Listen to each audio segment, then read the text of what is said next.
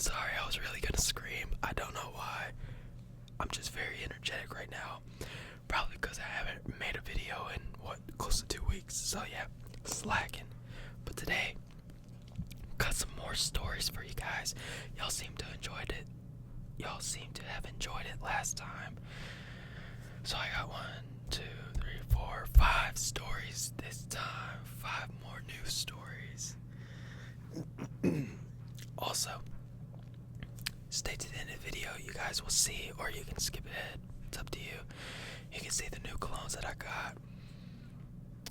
I got 4, but there's 5. And you'll know why if you go look at it. But starting off with the first story. As you guys seen with the title, this has to do with all of the crazy roommates that I've had over the past 3 years. Also,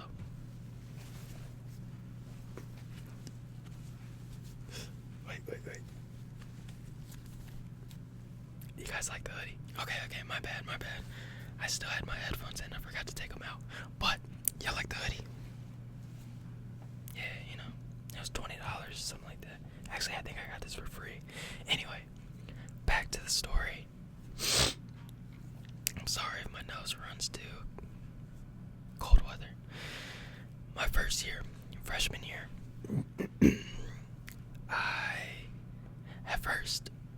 I was supposed to be living with someone completely different, but they ended up being in a frat and they moved there, or they lived at the frat house. So really, I had the room to myself for about a week or 2, and there was this dude that I had met over summer welcome, and we were gonna live together, but I found out that he smoked, and I don't smoke, so I didn't really want that in the dorm room. So I ended up meeting someone else, and we ended up being roommates instead. So everything was cool in the first semester, and yeah, this is all before COVID, so this is 2019, fall 2019. Again, everything was cool the first semester, and we had made an agreement to not make any noise after 1 a.m., something like that. We wouldn't be on the phone, we wouldn't have TV playing, music playing, none of that. It'd be quiet. So that was all good and fine, because I'd be staying up playing the game. That's when I used to play the game a lot. That's back when I had my gaming channel. So, come to, I think, December, after I lost my gaming account, I stopped making videos on that channel, and I started going to the gym and working out. And then winter break came. So we come back from winter break, and again we had that 1 a.m. rule, and I started going to sleep at 9-10 because I wanted to get to the rec at 5 a.m. That's when there'd be less people, and I was still anxious about going to the gym. I didn't want people to see me, so that's when I would go. Now, the roommate that I had at the time, we're friends now. We still talk, but at the time, he would listen to Summer Walker. Oh my goodness, that's all I would hear. And his alarm was March Madness by Future. Every day, it would go off.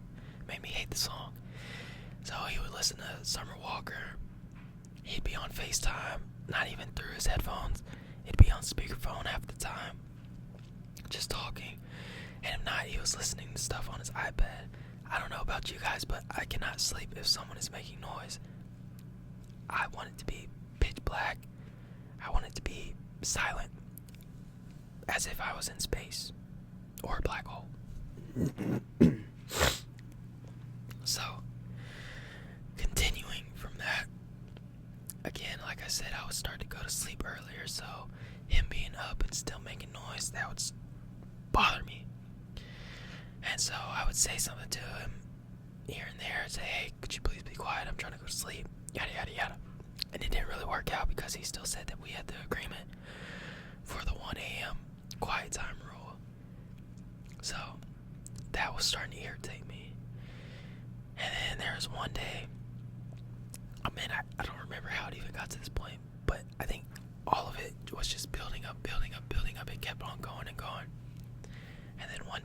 some friends over, and they left a mess. They left the room smelling weird. Well, I can't say what it smelled like, but the room smelled like something, and they left a mess. And we had a trash can right by the door, and the trash, say this is the trash can, the trash was on the ground right in front of the door. And so I was upset. I was just saying, how are you gonna have people over, have them treat our place like this? Not only did they see the trash can, but they missed the entire trash can and you didn't pick it up. And so after that day, I told him I wanted to fight him, right? And then he said, no, you won't touch me, I'll sue you, I'll yada yada yada. His dad's a cop or something like that. And so I really, for real, I wanted to fight him. I had never fought anyone before in my life, but I wanted to fight him. And we never ended up fighting because COVID happened and we got sent home. So this was probably a week before they told us that everything is getting shut down. We gotta go back home basically. So saved by the bell there. And then my sophomore year, I had a dorm to myself, which was nice, right? But there were these girls on the floor that were loud, just unbearably loud. I don't understand why people in dorms just party. I don't get it. I really don't get it. They would, well, so my room was next to the common area on the floor. They would go inside the common area, be 4 to 8 different people, and they'd be playing music, yelling, screaming, and I could hear them, and they'd be doing that at 1, 2 a.m., and the RA wouldn't do anything, so that would piss me off. What I do, I wrote an email to the hall coordinator saying something about it, but they ended up stopping after the second semester started, but that wasn't even the bad part. Again, I'm sorry for sniffling, but we're not even to the bad, crazy roommate yet. My junior year, I ended up living with one of my best friends and someone that he knew. So, the dude that he knew would... Again, as I said, I don't like noise. I don't want to hear you. If I can hear you, that's an issue. I don't want to hear you at all. I just spit. But I could hear him play his game. He'd be playing Warzone, and he'd be screaming, just, if he died, oh, come get me, come res me, all that. I don't want to hear that. So that would bother me, and I'd say stuff about it, and then he'd be up 1, 2 a.m. playing the game. Then he'd wake up 7 a.m. and make a smoothie. He'd put a blender on, turn it on, wake both of us up. He'd drink it and then go back to sleep. And I said something to him. I said, why can't you just make the smoothie the day before? And he said, oh, it doesn't taste as good. It's not as fresh. And so, you guys can kind of see where I'm going with this. I don't like loud noise. I don't want to be bothered. That's why I can't wait.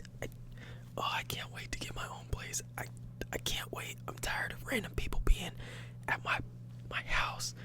I'm tired of random mess. Oh my goodness. You guys can see I'm passionate about this. I can't stand it. I can't do it anymore. I'm sick of it. I don't want to live with anyone anymore. I hate it. So going on to last year. Oh, where do I begin? So I got a random roommate. Someone I've never met, never heard of before. I go there. The place is clean. I said, oh wow, it's clean, it smells good. I'm just thinking, dang, seems like I got lucky. Hopefully they're quiet. And they were. And we ended up being cool for the first few months. So I moved there in August. And then around November to December, that's when he started acting weird towards me. Now, let me preface it with this. He was at least in his 30s, living in a college apartment, right? Just college students live there. He was in his 30s. He started dating a homeless woman. Like, I'm not trying to bash him, but I'm just giving you the information so you know more about the story, so you can laugh and enjoy it. She lived in a homeless shelter. She had a kid. The kid was 7. Okay, so there's 3 of them. 3 of them, right? So, one day, actually no, not one day, I had left for winter break, and he sent me a text. He said, "Hey, do you know where the paper towel holder is? I haven't seen it in a while." And I said, "No, I haven't seen one." And he said something along the lines of, "You've never seen a paper towel holder?" And I said, "No, I haven't seen one at our apartment." And he said, "Oh, okay, that's funny because before you moved here, there's definitely a paper towel holder." And so he went on to say more stuff. He accused me of stealing the paper towel holder. He accused me of stealing his trash can. And he accused me of stealing something else. Oh, a can opener. And then he assumed that I threw away his dishes and he left them in the dishwasher.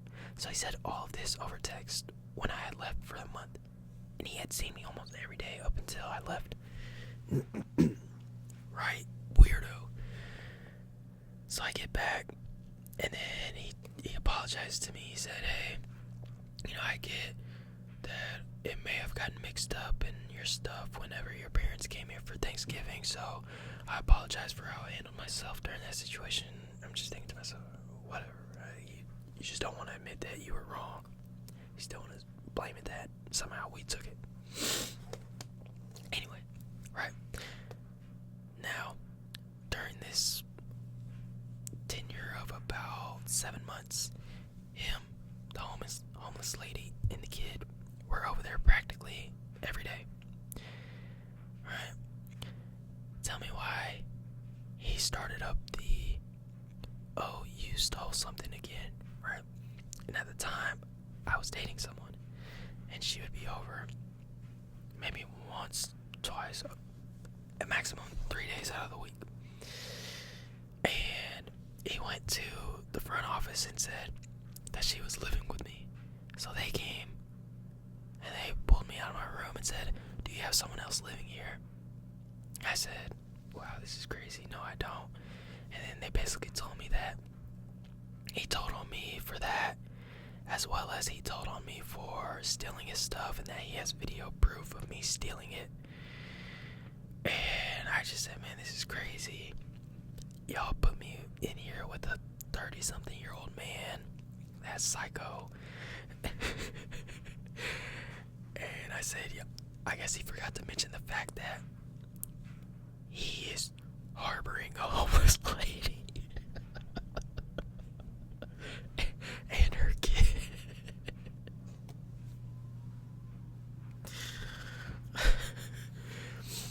And I just said, "Man, just tell him to leave me alone. I don't want to see him. I don't want to talk to him." And so I don't know what happened, but I really didn't see much of him the last few months I was living there. And from what I know, they moved to some other state. All 3 of them, one big happy family. So yeah, weirdo.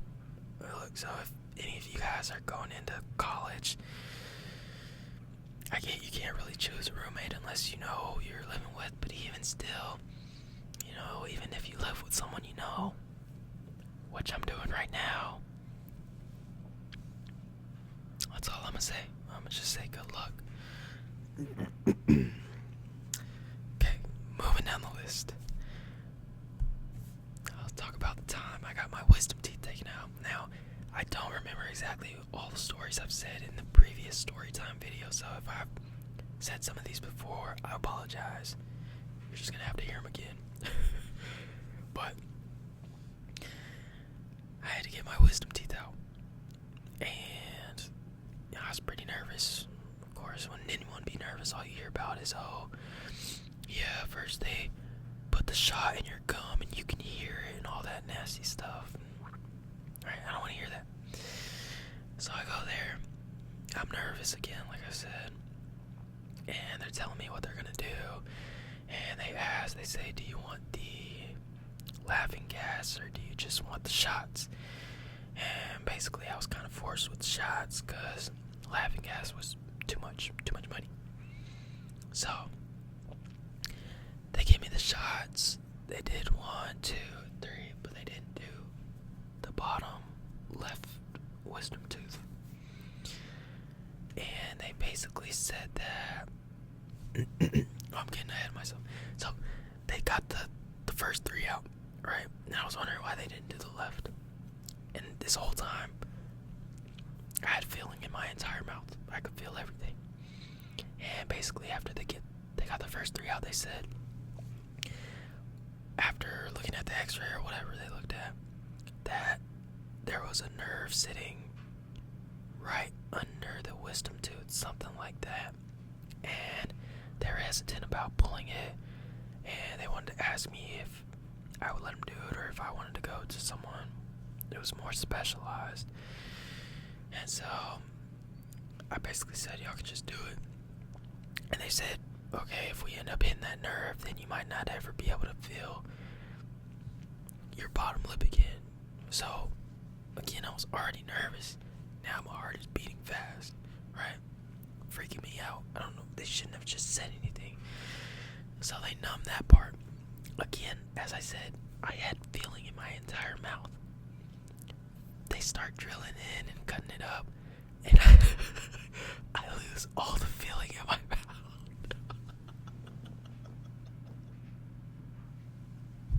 and I start freaking out.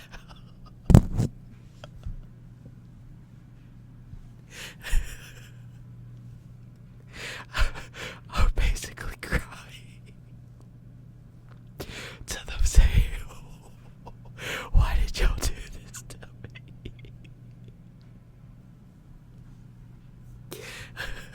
I'm like, oh no.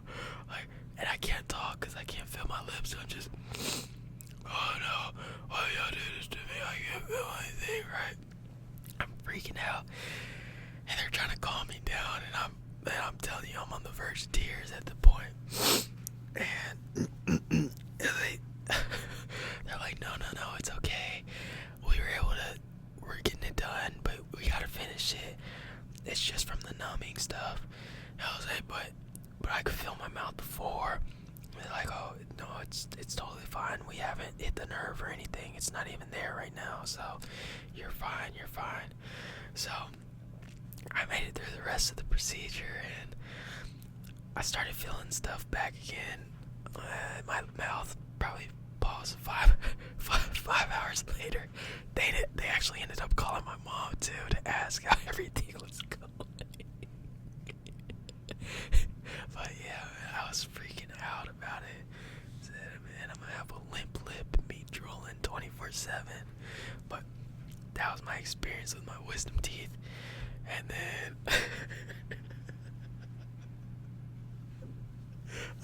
so that was like 2 years ago. I think this is also the same year. My mom got me a massage for my birthday. I'd been wanting one. I've never gone to one before, and I just wanted a massage.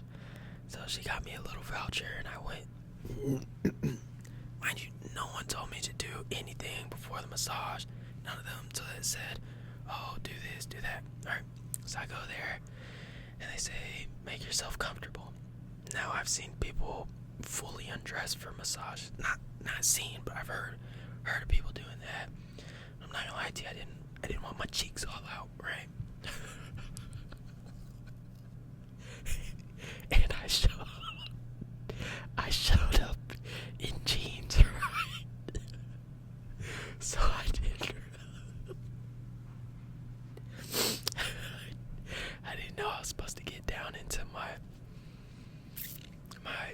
boxers. So I'm sitting there on the massage table with my jeans on.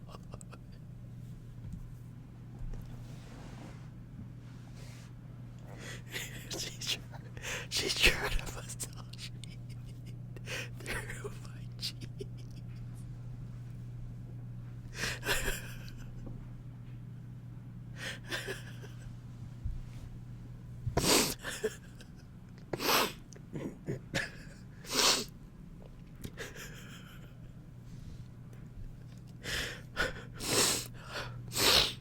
Oh man, I'll never forget that.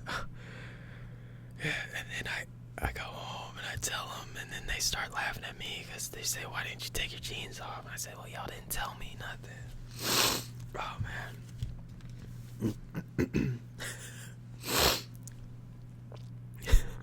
So, a couple years ago, I used to work at Home Depot.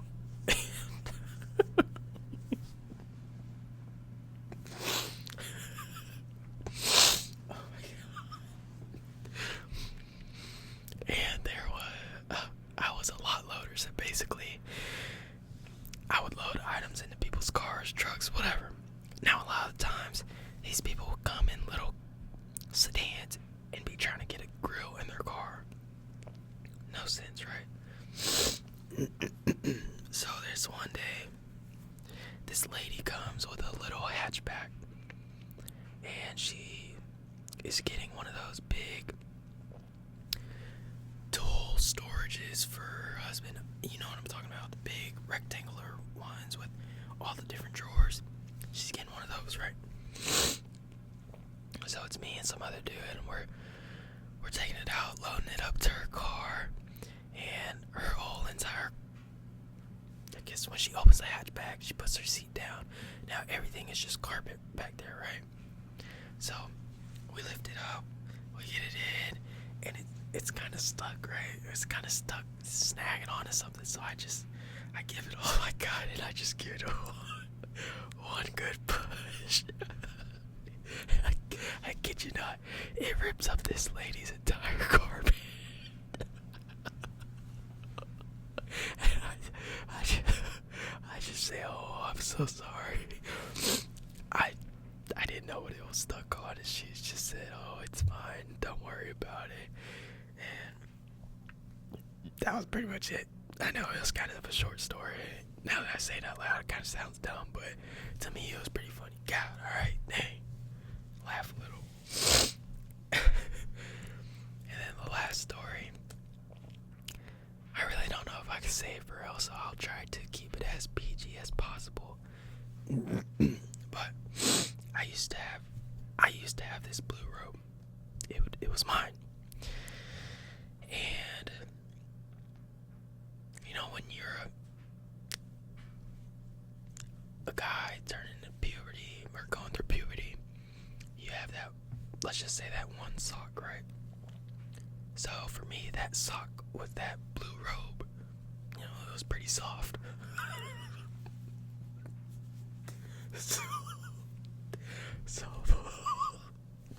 So that was the purpose of the robe. I would never wear it. So before I went to college, I put it in the trash, right? Because I said, okay, I'm not taking it.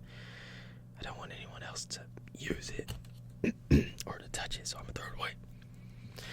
And the first break that I come home, you know, I'm not thinking nothing, not thinking of anything, not even that. Exactly, why would I be thinking of that? So I'm walking to my room, and I see my little brother. He comes out to shower, right?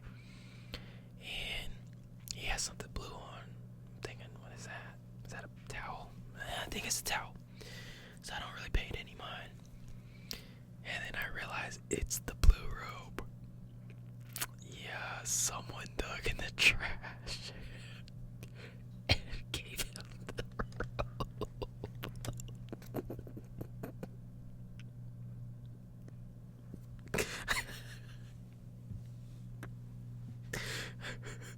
Disgusting.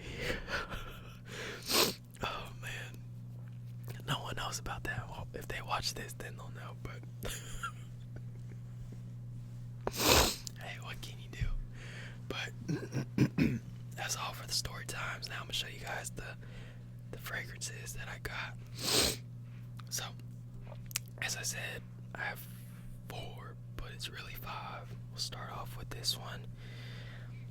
This is Zara's Rich, Warm, and Addictive.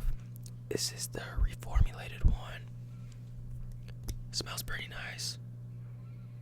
For it to be $25, it's pretty good, surprisingly. Longevity is decent. Lasted about 5-6 hours on me when I wore it. I've only worn it once.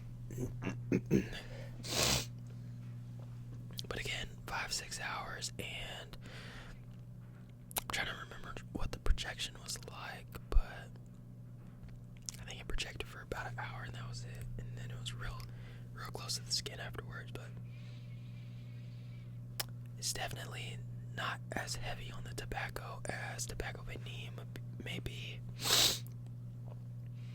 This one is sweeter. I really don't remember what all is in it, but if you like tobacco vanille, think of a sweeter, lighter version of that. That's what you get. And it's, again, $25 for 100 ml. Apparently the original version was way better than this and lasted longer, but yeah, like I said, this one is it's good for $25. So this was the first fragrance I got. This was, I forgot the name again. Rich, Warm, and Addictive. There you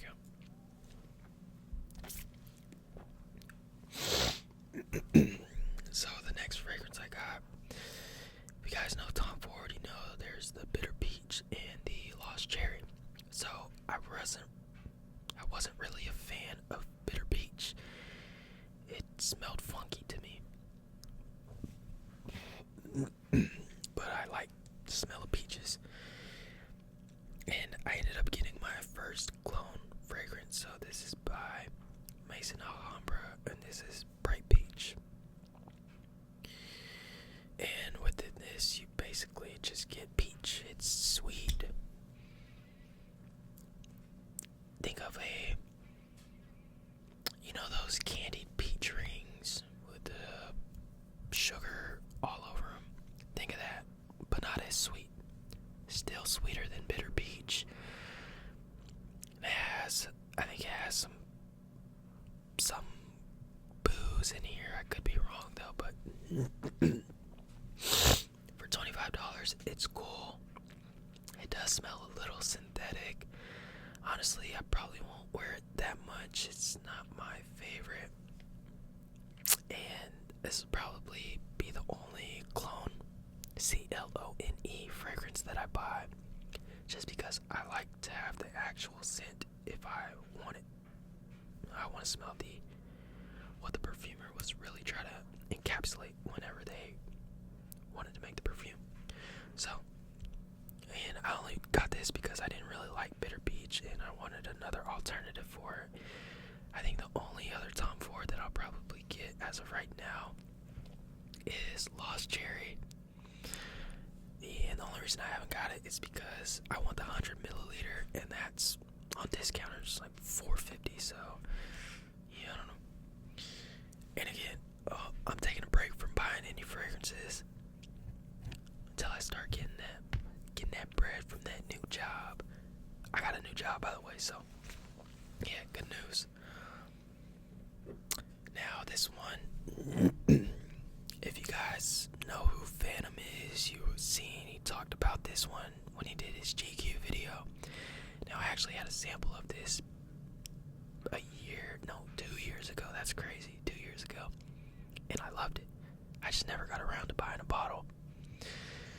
I got this sample whenever I got Bleecker Street. So if you know where Bleecker Street comes from, this is none other than Bond number 9, New York Nights. New York Nights, and this is amazing. I love it. Man, I really get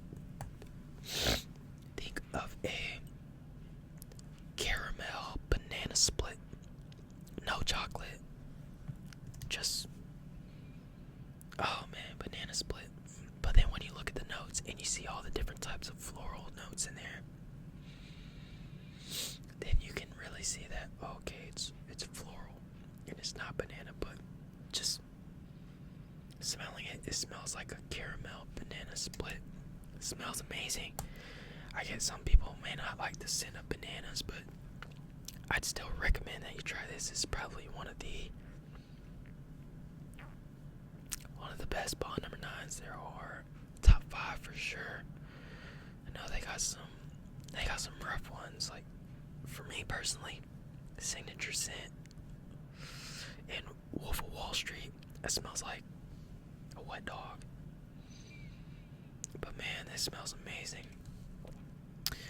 I got this one from Fragrance by CA. It's the Canada version. Got here in about a week. And they had this going for, I think, $150. This is the 50 milliliter. I think the 100 milliliter was going for $220, but I like the 50 milliliter bottles of Bond number 9 more just because they're smaller. The 100s are a little too big. Now, the last two.